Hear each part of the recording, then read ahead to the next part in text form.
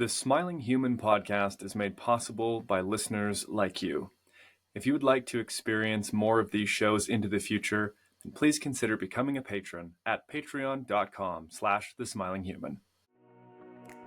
Hello, and welcome to The Smiling Human, where collectively we evolve through inquiry. Hello, everyone, and welcome to this episode of the Smiling Human podcast. Today, I'm speaking with Renee Bryant. Renee spent 13 years as a teacher of visual arts, poetry, and theater to K-8 students at a classical liberal arts charter school in Arizona. It is here that she specialized in cultivating a love of the beautiful and a sense of wonder in her students. After discovering the work of Dr. Stuart Brown, Renee used this research of play and creativity as a primary tool for student learning with great success. In 2023, she founded PlayRx, a business designed to bring the healing elements of play and creativity to adults. I first discovered Renee through her Instagram reels, where I was absolutely taken by her joyousness, her play, and her perspective on the essential and powerful nature of play in adult life. Our conversation is deeply enriching, and I am thoroughly grateful to be able to have shared it with her and to share it with you. I hope you enjoy. Excellent. Well, Renee, thank you so much for being here on the Smiling Human podcast. I'm very excited about our conversation today. Super happy to be here. Thank you. Yeah, you bet. So I'll ask you the question I ask all guests at the head of the show. What's the last thing that made you smile? Ooh, the last thing that made me smile was a meeting that I had today with someone that is local in the Valley, and the fact that he just gave me so much of his time just a few hours ago. And it was just really heartwarming to hear him want to support local businesses. And yeah, we had a great moment together today while getting coffee that made me smile. Fantastic. The role and richness of community is becoming ever more apparent day by day, so I'm glad to hear that. No kidding. Now, the audience would have got a little bit of an overview of you from the intro, but there is great depth to the work that you're doing and the sort of journey that you've come through. And I know that since we've had a brief interaction before this. So I would love if you could share for the audience, how is it that you came into this role of bringing play back into adult life? Yeah. So there's two parts to this journey. The first part is personal. The second part is professional. Which one do you want me to dive into first? Let's start with the personal. Okay. So I am a perfectionist. And ironically, I grew up in a household that told me ever since I was 4 years old that I was going to be an artist. I was good at art. I was so creative. It became a part of an internalized sense of identity that weirdly I had to follow when I got to be a college student. So I went to art school, ironically, because my parents told me to. And so, yeah, right, really funny, very ironic. I also rebelled against my parents by becoming a Christian when I was 11, which is also a part of the irony of the story. But eventually it kind of got to a point where I was really struggling with trying to figure out how to create authentically from a place that felt good, because my day-to-day experience in college and in high school was just dread. I had this sense of I need to become really good at drawing so that I can learn how to do animation programs so I can get a job at Pixar. And it was like this weight that kind of made me sick to my stomach my entire college career, to the point where the pressure was so intense that I ended up just sort of going, you know what? I don't feel like I'm skilled enough or talented enough to do the really hard corporate stuff. So I'm going to not go that route anymore, and I'm going to become a teacher. And that sort of perfectionism and this idea of creativity has to equal production was really coloring my early world as a creative. I went into teaching, realized it was a completely and totally different skill that was not having to do with art or creating, and I was absolutely addicted. And I became obsessed with becoming essentially the best teacher that I could possibly become, and it became the only thing I ever thought about. And I didn't care about making art anymore at all. It became something that was actually really disgusting to me. I then went through a very big surprise. 5 years into my marriage, my husband decided that he didn't want to pursue the marriage anymore. And he essentially left the marriage to be with another woman that we worked with. Just completely destroyed my sense of reality. And I was at rock bottom because I had moved out to Arizona with no family just to be with him and to do this job as a teacher. So I had to start over with my identity. And I remember in the very early stages of my divorce, I had this teacher that came up to me and she bought me The Artist's Way by Julia Cameron. And I was like, oh God, the last thing I need is like making art. Like, I just don't even want to think about like the burden and the feelings that I have associated with this. And she was like, no, I promise it's not like that. I really, really recommend it. And I used The Artist's Way as a part of my journey to get through my divorce and to essentially reconnect with this deeper, authentic person that I knew I needed to find. I was in psychoanalysis at the time and had been for about 5 years, 6 years. And my analyst at the time was really encouraging me to do two things: never do anything I didn't want to do, and to get my body back. And The Artist's Way was this really great complement to what I was already doing. And so it was challenging me with all of these questions of, why don't you want to create? What's in the way? And then what do you actually want to create that you've been denying yourself all of these years? And that was a really hard thing for me because I identified as a creative already. And coming to terms with the fact that my identity of what I was supposed to create from my parents and then what I really wanted to create sort of came out through The Artist's Way. And I realized the intense amount of healing that came through finding your authentic voice through creating. And I started doing burlesque dancing.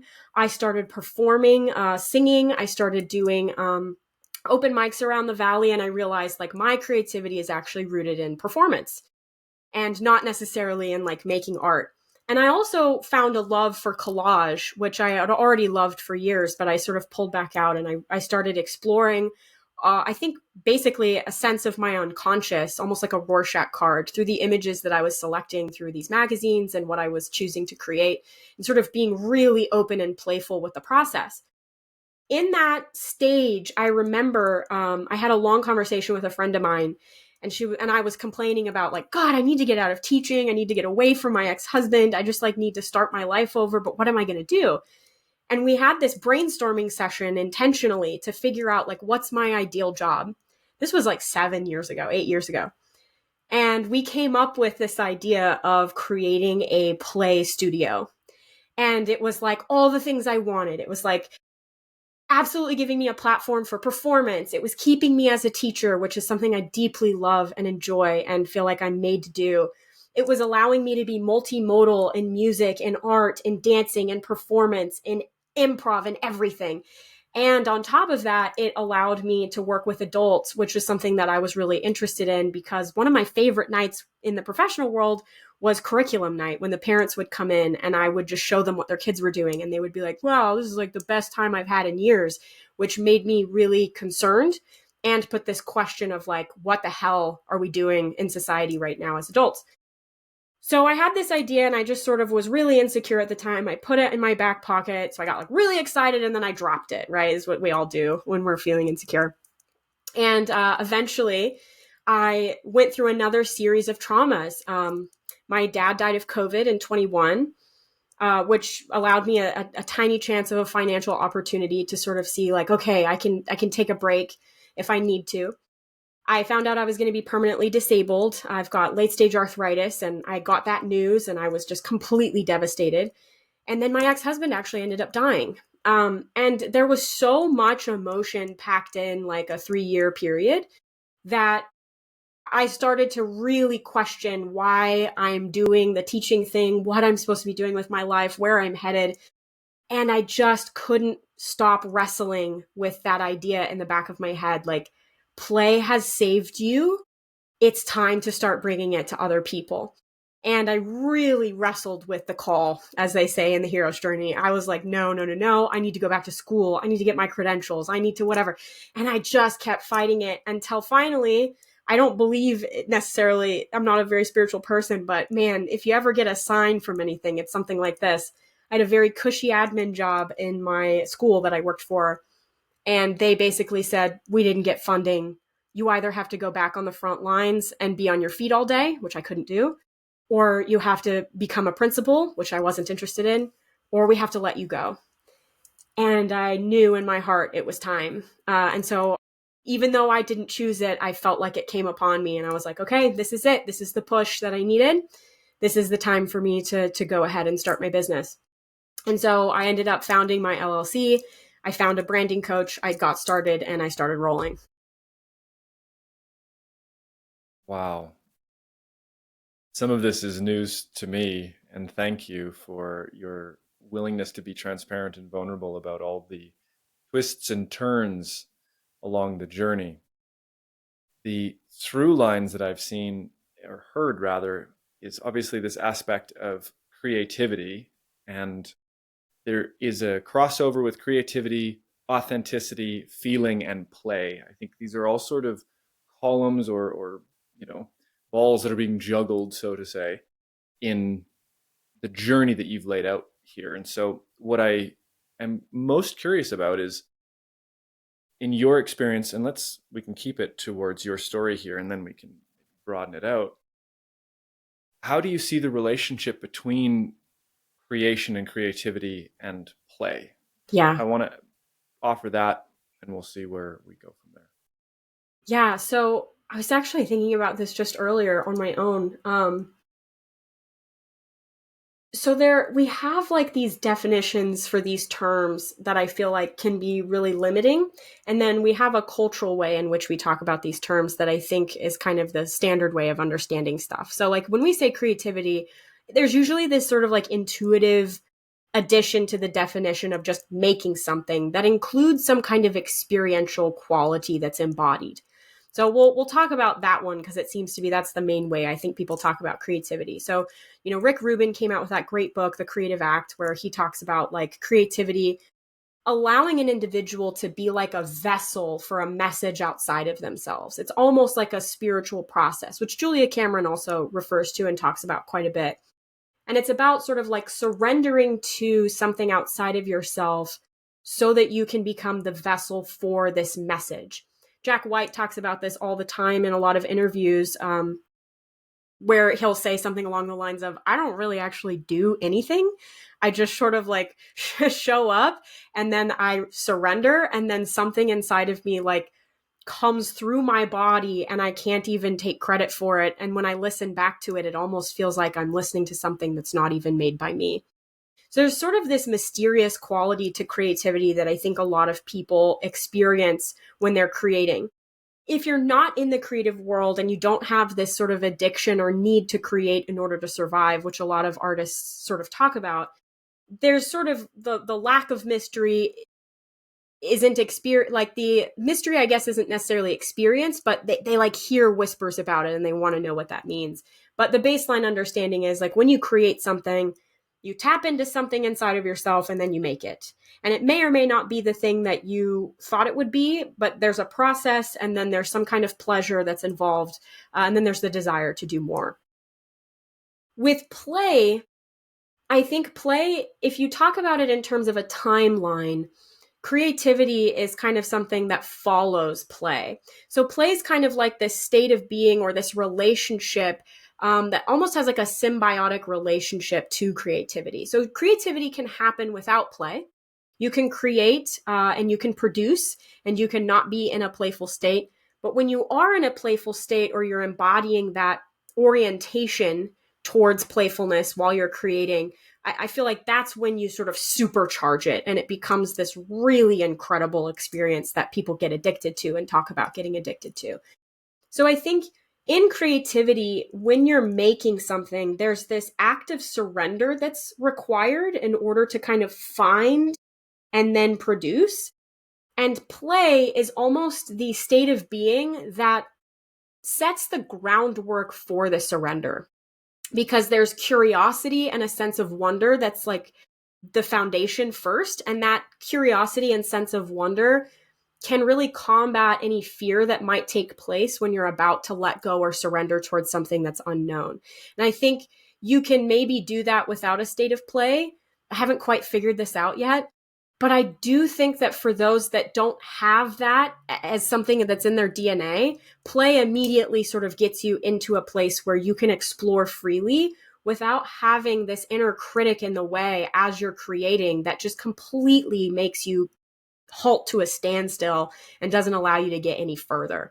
So it's almost like creativity maybe can exist without play. Haven't decided or figured that part out yet, but I do know that when you're in a play state, creativity can flourish in a way that is just it is unbelievable and magical in a way that is just hard to explain almost. Thank you. I love so much of what you've put forward, particularly the notion that play sets the arena for creativity to come forward. I'm reminded of some of the work of Rollo May, a psychoanalyst, and he wrote, Right, yeah, for those who don't know, an extraordinary thinker, writes in a very accessible manner, unlike a lot of other psychoanalysts. So I would recommend The Cry for Myth as well as The Courage to Create. And that's the one that came to my mind while you were speaking, Renee, is that in that, I want to bring in one of his ideas, but I'll just put a little pin in it for now because I want to lay the land in order to get there, which was when we were talking about becoming a vessel. So being able to clear space inside of consciousness, clear space inside of our experience in order to allow something that is beyond the ego, beyond the persona, beyond the structured rational mind, the analytic, to become embodied, to actually pass through us as a channel. It requires subordination of the ego to what we might call the archetype of the self in psychology. And what I find particularly interesting about this is there's actually a blending of Eastern philosophy, Jungian thought, behavioral psychology. They're all sort of intersecting at this idea that when we get our ideas of what we ought to be out of the way, including the idea that we're responsible as an individuated self for the full creative potential that exists inside of us, that's just anxiety provoking, really. Like if we don't let that go, so much burden is placed on us that we are actually not able to fulfill. And so this idea that we can subordinate ourselves to a space or an energy or a quality of being that is innate in our humanness that allows us to be almost the translator of potential into the real, and that's the act of creation. How this relates to play is there's a term inside of Hindu philosophy called Leela, and Leela is what the gods do when they embody themselves. So when the divine spirits come down and they are in their avatar form, they are in Leela, and Leela means play, literally. There's this playful activity, and they are stewards of deep and powerful creative energy, yes, but their access and embodiment of Leela is a direct result of their wisdom. And I think it's the same wisdom that comes from the subordination of this small self to whatever grand energy allows us to come forward. And how this relates to May, this will be the last piece that I'll tie in here, is that in his book, he talks about the pre-creative state, or just before something really powerful is about to happen. And he gives examples of how that is actually a deeply anxious state for a lot of creatives. That there's this nervous tension in the body where this subordination is about to take place. You say, well, why might that be anxiety producing or provoking? Well, in order to subordinate, we actually have to let go of control. And I think that's the same for the creative process and the play process. We relinquish some element of our sense of control in order to open up the pathway for these things to come through. So beautifully put. I really appreciate that. Both of May's books that you brought up are two of my all-time favorites. Now I want to go back and read them again. I'm thinking about children right now, and the very last thing that you were talking about in terms of like relinquishing control and identity. A child, especially in their very early phases of life, have really high play instincts, or at least they should, right? If they're developing in a healthy way. And those really high play instincts come from the fact that their identity is not fully developed yet. And so they have almost a lack of assumptive quality towards their view of information that's readily available to them in their senses. So when they're like exploring in the forest, and let's say, they're 6 or 7 years old, and thank God mom lets them do that, they're looking for some kind of discovery, and they don't know what that might be. They have no assumptions about what that could be because they yet have a database for creating that anxiety, right? And so that database is really low or almost non-existent, and their identity is fairly new and budding. And so they have basically this blank slate that allows them to play at a higher capacity often than adults, because they're coming into this world and they're going, I don't know what I'm going to find, but I'm going to look for it. And then they start finding things. And since it's so novel, it has this play-like quality to it. Scott Eberly, he came up with these phases of play in terms of like the actual process or the experience that's embodied. And it starts with anticipation, which, maybe in an adult could look like or feel like anxiety. So you have this anticipatory quality of like, you're not sure what's coming, but like, something is coming. And then there's this element of surprise when the thing does arrive in its novelty. And then that leads directly into pleasure. And then as the pleasure is happening, you're grounding and learning and creating a sense of understanding, which then immediately makes you stronger and more capable, which then makes you feel like you want to do it again because now you have a strengthened sense of self. And so as a kid, they're going through these cycles all the time, every time they interact with the real world. But when we're adults, we've got this huge database now of when I've done this before, this outcome happens.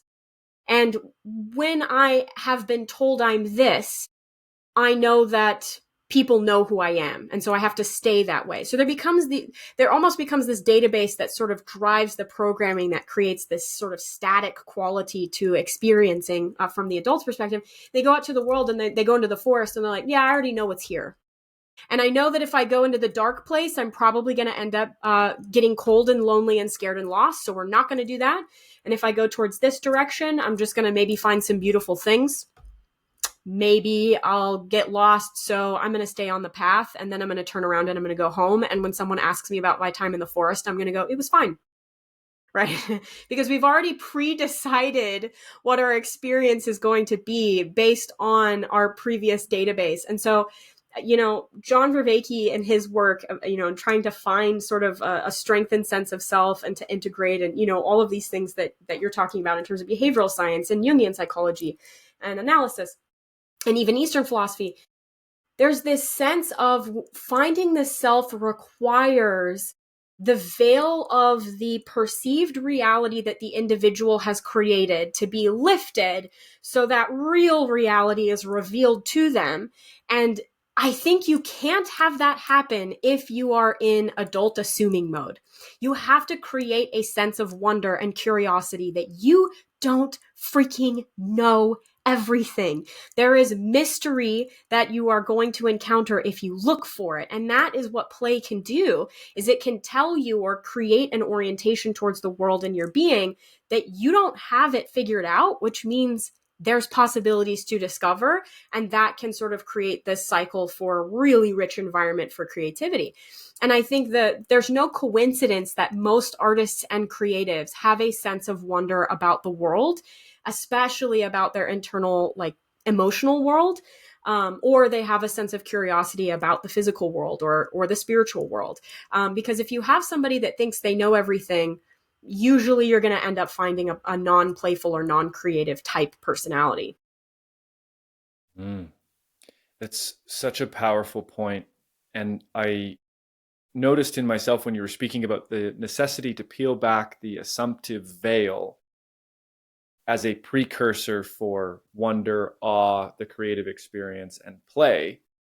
One of the things that arose for me was in maybe a shift in the analogy to say that rather than peeling it back, which is a totally fine analogy and there's nothing wrong with it, the way that I've been working with it in myself to maintain this connection to mystery, to maintain the channel of creativity and play, is to deeply and repeatedly integrate the recognition that there is more unknown than known, and that inside the unknown isn't just the dark, scary parts of the forest, but there's actually a lot more gold than there is things to fear inside that mystery. And this kind of speaks to the idea of synchronicity, or the divine providence, psychoid phenomenon, using Jung's terms, where when we are in this deeply creative state, or even just an open state of mind and heart, maybe flow, that the distinction between the internal and the external starts to blur in a really meaningful way. And I almost imagine that realm, that slice, if we could call it that, that's the play zone. That's where we're making real this imaginative, unconscious potentiality of human essence, and also having that same energy fed back into us by our playmates, and being shaped by that, and using the yes and mentality, right, of improv, which is saying, I don't know, but like, let's go with it. Let's see what's going to happen, what's going to be here. And so what I am curious about, Renee, is what have you done in your work to support adults who are maybe afraid of that mysterious realm, disconnected from that communication with their unconscious, or communication with something other than the thing that knows? How do you bring people into that space? Yeah, I think, man, I mean, I'm tempted to be like, you educate them, you like tell them about how great it is. Like, that seems to be like such a standard answer that I feel like is, the natural thing that I should put there. But to be honest, I'm just so not a fan as a Socratic teacher of telling people exactly what they need to be doing and all the information that they must be missing, and then having them essentially go, okay, so the information that I have that's missing is always going to be coming from an external source. I can't figure it out myself. I have to wait for somebody else to tell me, which is exactly what our education system does to kids. And so we lose more autonomy, more agency, and we continue the lie that we're not capable of figuring stuff out for ourselves. So usually what I like to do is instead of like talking big talk with them, or even having conversations like this with people that are coming into my play work, I just show them. I just do it. And I kind of do it in a way that has an understanding that if I can kind of just trick them a little bit and get them into the arena and really take it nice and slow and create a process that builds up courageous like momentum, then I can get them into the real juicy stuff towards the end, and they don't even realize that it's happened. So I often will start with very basic improv stuff. The first thing that comes into your head when I say the word cheese, and then describing and talking about the process. Did you have 10 words come into your mind at once and you had difficulty picking one? Did you have an image that appeared in front of your mind and you had to assign a word to it and that was difficult? Did you have a word that immediately came up without you having to do any work at all, and you're kind of wondering like why anyone's struggling in the first place, and you're sort of saying like that was really easy? Is there TV static and all of a sudden you've forgotten every single word that you've ever known?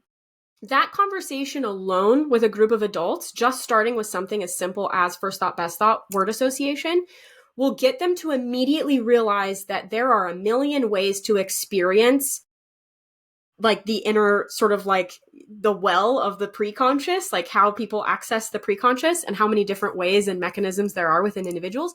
That immediately gets them curious about who they are, and then they want to practice. So then it's just a matter of like, okay, now we're going to do 30 of these suckers. And then afterwards, we're going to talk about which words flowed well, which words didn't. Where are we sort of struggling emotionally? Did we come against any inner critic that yelled at you? Did you have shame arrive? And then talking about how that is the positive work, about like, if that happened, this is the juice. Like you are now entering into the arena and this is the good stuff.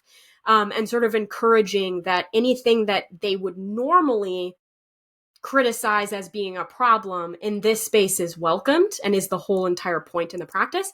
And then once they get kind of a little warmed up, we go to the next risk level, where now you might have to create a movie title based on an image that I give you, and you have to do it publicly in front of everyone else.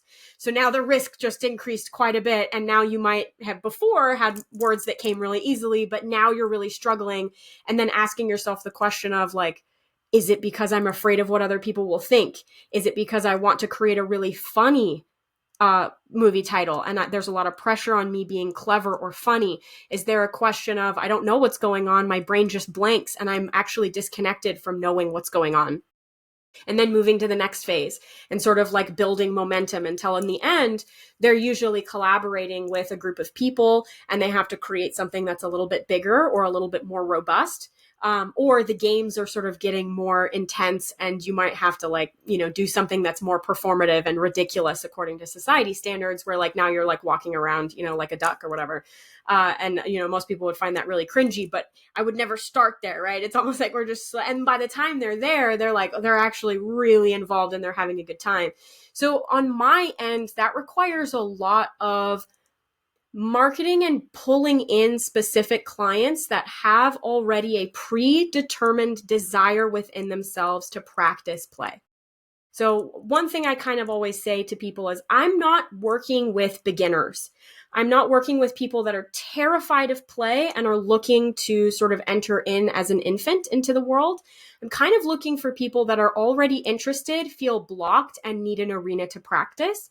And that's sort of my niche, is sort of pulling in people that have a little bit of the instinct, but they just want more, or they want to be able to unblock or tap into it. And so I think to answer your question, it's like people that are really, really scared because of the fact that I just go straight in. It depends on the individual. They could enjoy it and immediately flow. They could get really intimidated.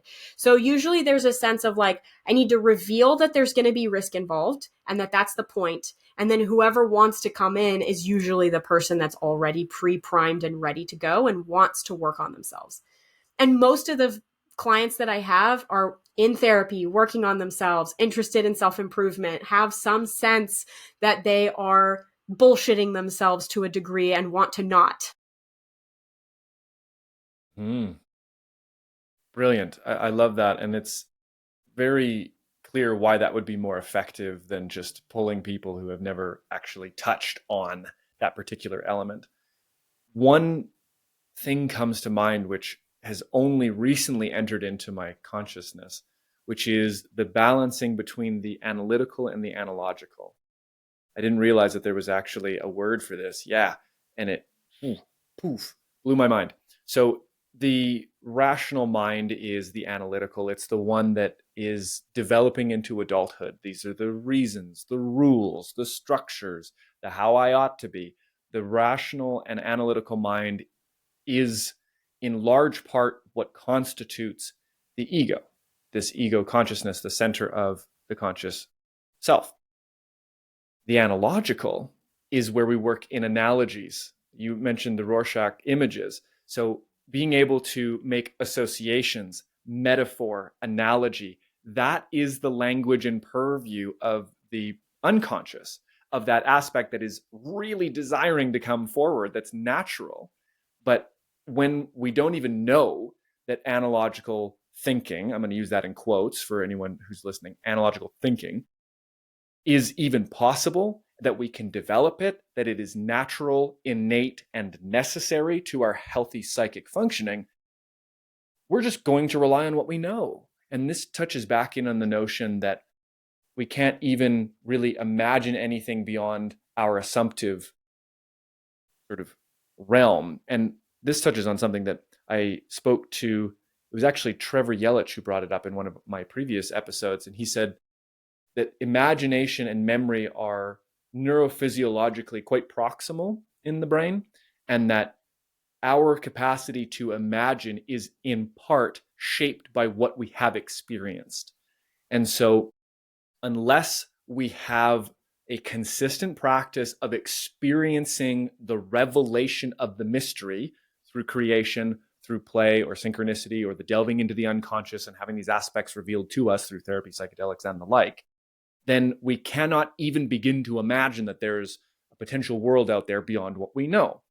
And so as soon as we integrate that piece and we go, okay, there's stuff I don't know, then this is where the analogical takes over. Okay, there's something I don't know. One part came out of that mystery.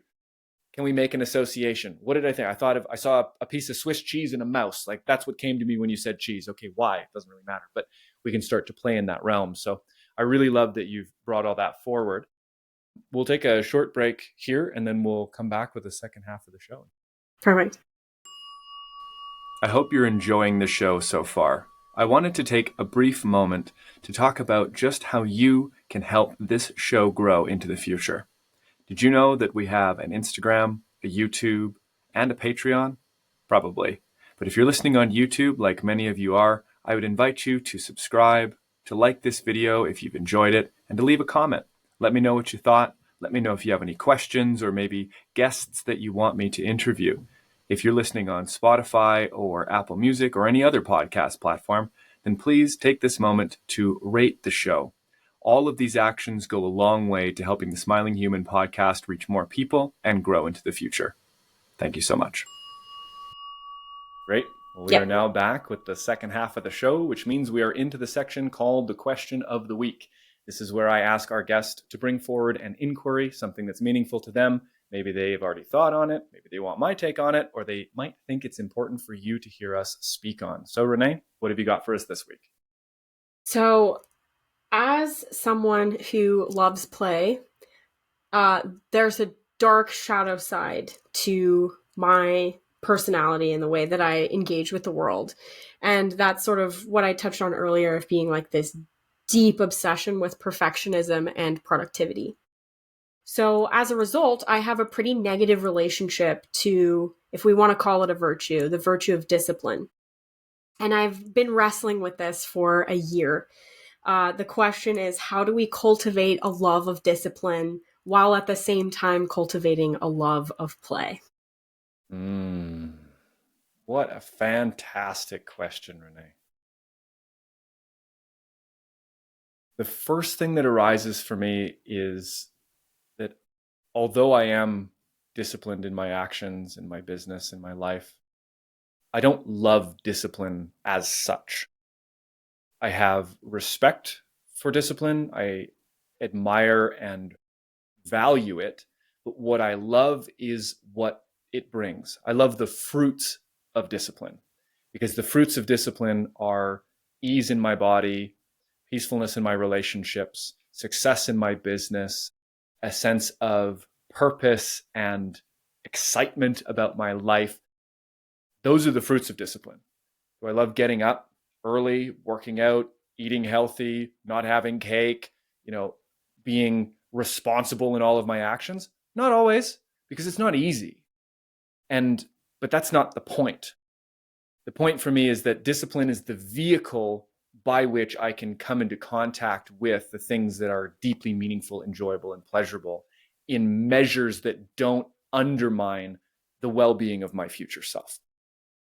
So I've balanced that with a love of play too, because in some sense, I would love to play all the time. Why not? Why can't we, Peter Pan, right? The puer aeternus, as we might say in this Jungian realm. Well, actually, you know what? I said this to a dear friend of mine just the other day. We had hung out one-on-one for the first time, and they texted me afterwards and said, I'm really surprised at how playful you were. I thought that you were a no-nonsense kind of guy. And I said to them, I am equal parts sense and nonsense, and that is the only way that I can function. And I think that we need to see discipline and play in a very similar manner. It's the yang to the yin, the unstructured, the fluid, the emergent, the pleasurable, with the necessary, the structured, the contingent, and the temporal in some sense. And that when we have the wherewithal and the practice, perhaps the wisdom, to move between those in our lives in a way that doesn't cling to one or become averse to the other, this is where we start to find true balance, in my take. Yeah, I'm sort of in the intellectualizing of all of it, and have yet to really like practice it. It's almost like it's in its culminating phase where like the culture in the little petri dish is really starting to grow, and I'm I feel like I have a lot of answers and I'm ready to get it into my body. But the thing that I've been thinking about a lot is a child can't play if they don't feel safe, or at least safe enough. And that safety comes from the discipline of their parents. And the parents creating a safe enough environment comes from structure and routine and a knowledge that if something goes wrong, there's going to be a response from someone outside of the child that's going to come to their aid. And that allows a freedom within that child to explore and feel safe enough to explore. And if they have anxious parents, they don't feel safe, and that play instinct is going to get suppressed, especially as they get older. So I'm interpreting this in a way that feels like nurturing an inner child that like is explorative and wants to play. And I'm almost very hesitant to call it a child because I think it's a being that doesn't have an age. It's the part of ourselves that's curious and that has a sense of wonder, and that doesn't need to be tied to this identity of a child. I think that can kind of get icky and a little bit dangerous. But there's another aspect that we can call kind of the inner parent. And when we establish an inner parent that is disciplined and that can create a sense of safety for the self to explore and play, that is a symbiotic relationship that one is almost dependent upon the other, which is really interesting because I'm looking back on my life and sort of wondering, like, did I have to have a sense of true safety in order for me to go out and explore playfully? You know, I'm going back to kind of my divorce when everything was just completely fallen apart and I wasn't really eating or sleeping. And, you know, I had a routine, which was my job, that was kind of holding me all together. And I wonder what would happen if I didn't have that. I'm looking at my life right now in the early stages of being a business owner, and there's less structure than I've ever had in my entire life. And I'm finding the natural consequences that I'm becoming less playful. And so there's this question of, if I get my discipline up and I create a sense or an environment of safety, is my ability to play going to flourish because now I feel safe enough and I don't feel like I'm in survival mode? And I think the answer is 100% yes. Mm. There might be an interesting realm to explore if we consider that there might be a conflation of meaning with discipline, structure, and responsibility. So, in using your analogy of the young child who feels more safe when the parents are disciplined, if we look at these three words, discipline actually comes from and shares the root of disciple. Disciple. Right? It's this learning, it's this taking on, it's the growing in wisdom. That's discipline, right? And responsibility is what I believe, in some sense, is what you were speaking to about what the parents have, their ability to respond, responsibility, in this circumstance that the child hurts itself or something happens that scares them. Their responsibility, their capacity to be attuned to, aware of, and respond to whatever circumstances arise, that's what grants the safety, the consistency in the responsibility. And it's the consistency that I think bridges structure and discipline and responsibility. And this, the birth of these three is trust, and it's safety, and it's consistency. And the reason I want to introduce that is because in some sense, we learn through play. And so the heart of discipline, in an etymological, almost an energetic sense, is driving us towards the same end as play. But for whatever God-forsaken reason, we have this notion that the only way we learn is if it's very strict and regimented, and we're going to give you these ideas and you need to read it. No, you kidding me? That's not how we function. No part of nature is linear in this sense. It's all that analytical sense. So when we're talking about discipline, the conflation that discipline is very rigorous, regimented, and structured, I think is kind of a misnomer in a sense, a misattribution of what discipline actually is, insofar as it extends beyond consistency.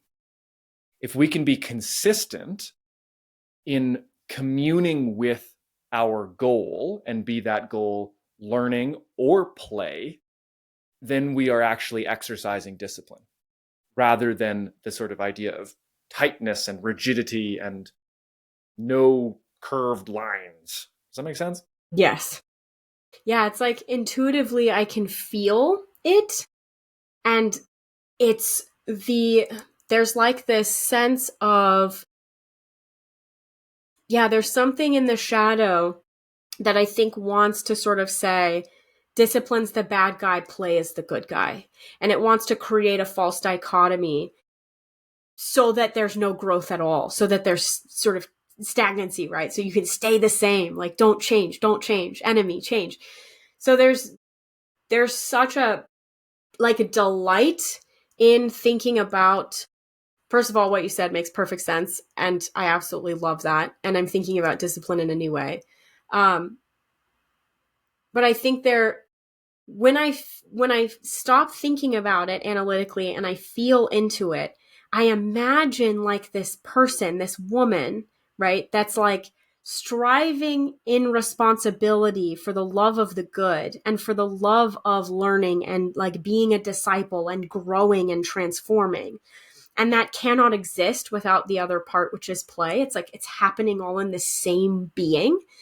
And becoming her is something that I just can't shake. And I'm waking up every day and I'm in shadow and I'm like, God, this sucks. I'm so sick of this. And so I'm like trying to surround myself with like symbols or ideas so that I can constantly be inspired. Like I started wearing like a Mary necklace and I'm just like, like there's something about the image of like this holy mother that like is fully responsible and consistent, and also has this openness and this vulnerability and this ability to move and play in a feminine way that I just really, really sense is where I'm headed. And so I think, yeah, the question maybe should be, how do we cultivate an action of consistency while being in the throes of an internal paradox that play and responsibility are opposites? Mm-hmm. When Dr. Stuart Brown says that the opposite of play is not work, it's depression. Oof. Maybe one additional distinction that would serve our end of discovery here is the difference between denial and delay. So in some senses, when discipline in its rigor and restriction is the embodiment of denial, denying that which is authentic, genuine, and needed, be it rest, rejuvenation, play, etc., then we're actually anti-life. We're not life-affirming. We're not being generative in that sense. And that is distinct from denial, because denial doesn't say no, it says not yet. And that difference is the difference between maybe tyranny and wisdom, where we're not tyrannizing this innocent, awe-inspired, wondrous aspect of our consciousness. What we're doing is we're saying, yes, and it's going to be so much better if we do the dishes first, because then I can actually relax and be entirely present with the play at a later time, because I will not be focused and worried about all these other responsibilities and duties that I have that have gone undone. And it is in this relationship with delay, and not only delayed gratification, that's where we hear it a lot, but delayed satiation, delayed exploration, whatever. Delaying the thing that is important, but not the most important. That's a distinct characteristic of the human psyche. Our ability to sacrifice the present for the good of the future. And we cannot be doing this all the time with every decision, because that actually undermines the whole point of sacrifice in the first place. If I've sacrificed the present for the future, when the future comes, I have to reap the benefit of my sacrifice. I have to be willing to fully receive whatever it is that I've sacrificed for. Yeah. In order to have it make any sense in the first place. And so there's almost an oscillation that we have to practice, where we go, okay, when I do this discipline, the fruit of it is I have cleared the field for me to be able to dance, prance, sing, and sew. Yeah. Oh, you're giving me so much to think about. It's like you know something, but you don't know something, right? Or you're ready to know and you're just in knowing. And so everything you're saying, it's like, oh, I've already sort of been thinking about or thinking about or thinking about. But hearing it from an external place and having you say it all is just so, it's like so energizing. And I'm almost even thinking about it in terms of like when you are doing all of this sort of responsibility and you are staying consistent and you're allowing yourself to like create this playing field for yourself in the future. I'm now coming back to like Scott Eberly, and I'm thinking about how this can become a part of play itself by putting it into the anticipation phase, where it's like when I'm doing my dishes and I'm like grumpy about it and my inner parent is abandoning me and my inner child is throwing a tantrum, right? And I'm separated and I'm in this moment of feeling, completely at odds with self and not being integrated or whole. Using this idea to save me, right? Of course, as I always do, to think about doing the dishes as a part of almost like foreplay, where you are creating an anticipatory sense of like, I'm foreplaying with my future self, because if I create a super clean house and I create all of my ducks in a row, then now I'm open and free to anything that could happen. And I have to be in this receiving spontaneousness. I have to be in surrender. And I can't ever be in surrender if I am always in survival mode, where I'm waiting for the explosions of my past behavior to arise because I didn't take care of it in advance. And if I'm going, I wish I could play, and I'm not being responsible or consistent, and then a fire pops up, and now I'm like, well, now I only can deal with the fire and my attention can be nowhere else. There's no room for play whatsoever. And I've got a friend of mine who is just starting to be my accountability partner. And that was one of the things we were talking about, where it was like, okay, we've come to the bottom of this. We know that in order for us to play, we have to be disciplined. We know that this is the key.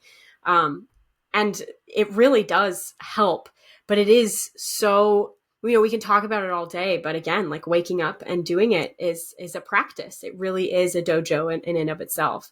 And so I can be really leaning towards one, which is play, as my personality.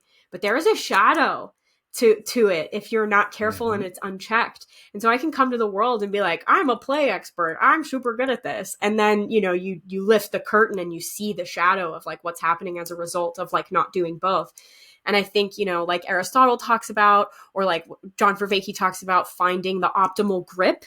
You're looking for this Aristotelian mean in the middle, where you're activating both and you're not abandoning one for the other and then ending up with something that's actually not either of them at all. Mm-hmm. Absolutely. Well put, Renee. One of the pieces that I didn't hear you speak to directly, but I think is maybe an undercurrent that you're speaking to, is this notion that our duties are somehow punitive, and that there's this perspective, maybe it's from the ego, maybe it's from this younger aspect, but it's like, I have to do the dishes, I have to clean, I have to do all these things. And it's like, no one's punishing you. Right. Like, the adult life is not punishment. Sure, there is suffering. We know that, rule number one. Thank you, Siddhartha Buddha. Pain is inevitable, but we have the power to choose our approach to these things. And if we choose to narrativize our duties as punitive, as painful annoyance, as hindering obligations, what kind of field are we setting for ourselves? We're creating a tension that is not generative. Some tension is generative. That's the anticipatory phase that you're speaking to with Eberle.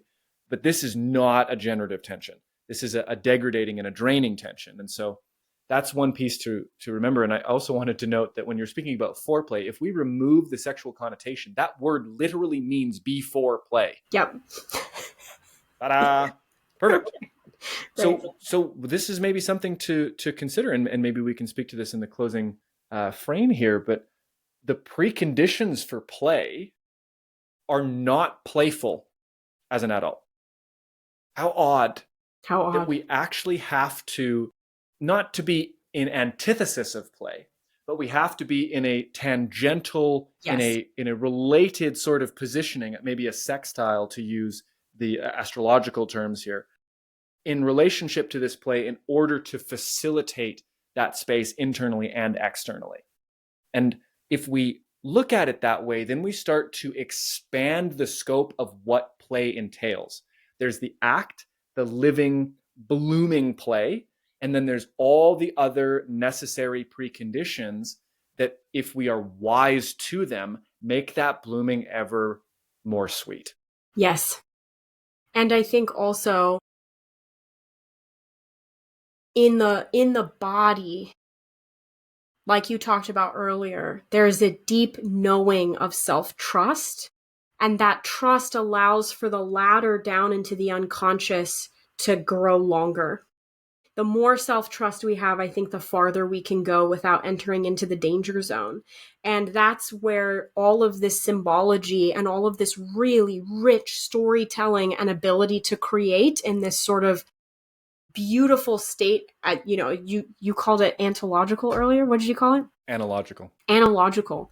This format, this language that's not, sort of this left-brained words, analyzing the self that we think is the self that uses this language. There's another self that doesn't necessarily have the words to speak.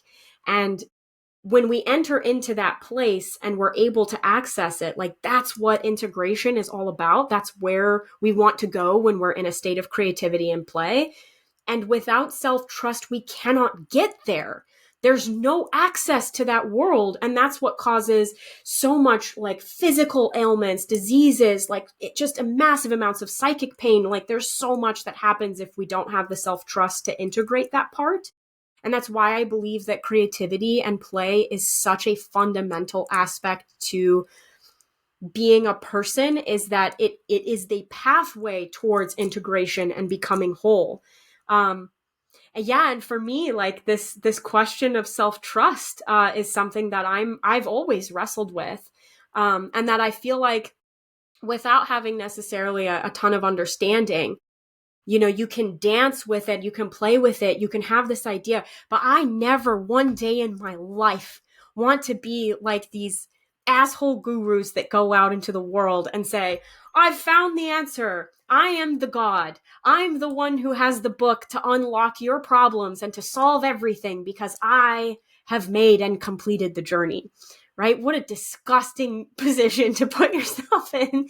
And so I'm doing the journey with everybody as I'm going through it. And this struggle that I personally have is something that, I've been laying the groundwork for a decade.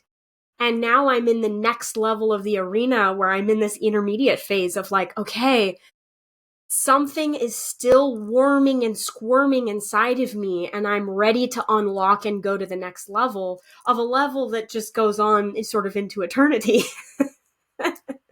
Right? Mm-hmm. So I appreciate the ability to ask a question that I feel like is more vulnerable and honest, rather than something that I feel like is, you're giving me things that I wasn't necessarily prepared for in a podcast, and that's made this so much more the worthwhile, is because I feel like I'm learning just as much as I hope anyone else listening does. Thank you so much, Renee. It's been a sincere pleasure, and I have gleaned quite a bit of value from this as well. And for those listeners who are curious, feeling playful perhaps, and want to connect with you more directly, where can they find you? So I'm mostly on Instagram, is my main platform, at the PlayRX Cure. And I am called PlayRX, but my handle's the PlayRX Cure. And my goal and my focus is threefold: providing in-person workshops to people in Phoenix, Arizona, providing online workshops for those that don't live near me once a month, and then providing hopefully value through what I'm creating through these play breaks, where I'm sort of catching you doom scrolling and attempting to immediately, like we talked about earlier, not educate you, but engage you in play and sort of hopefully shift the brain into a different state where your neurons are firing in a different way. And that allows you to get out of this sort of helpless sense of doom scrolling into a sense of hopeful agency through the use of play and that exact little 1.5 minute moment. So that's where you can find me. Excellent. And I will say that I always have a smile on my face when I see your play breaks come up, and I engage when I feel inspired. And it's actually on Instagram that I found Renee initially, and I was so moved and activated by your mission. And I mentioned that in the message that I first sent, that I knew I had to get you on here and to share more about it. So the links to all of your goodies will be in the description as always. Renee, thank you so much for your time today. Oh, thank you, Oak. And that concludes this episode of the Smiling Human podcast. Thank you so much for listening. But before you go, I have 2 invitations for you. The first invitation is to receive a free gift. I've created a free insight journal. This is a 30-day self-reflection and introspection journal that you can download at no cost in the description below. Go have a look and join the journey. The second invitation I have for you is, if it feels within your means and possible for you, then please head over to patreon.com/thesmilinghuman. Becoming a patron will give you access to perks like behind-the-scenes footage and access to live Q&As with me monthly. You also get voting privileges to help pick new guests or to help guide other episode content. Truly, the support of listeners like you, paid or unpaid, goes a long way. So if you could like, share, subscribe, and give a rating on the podcast app, all of that goes a long way.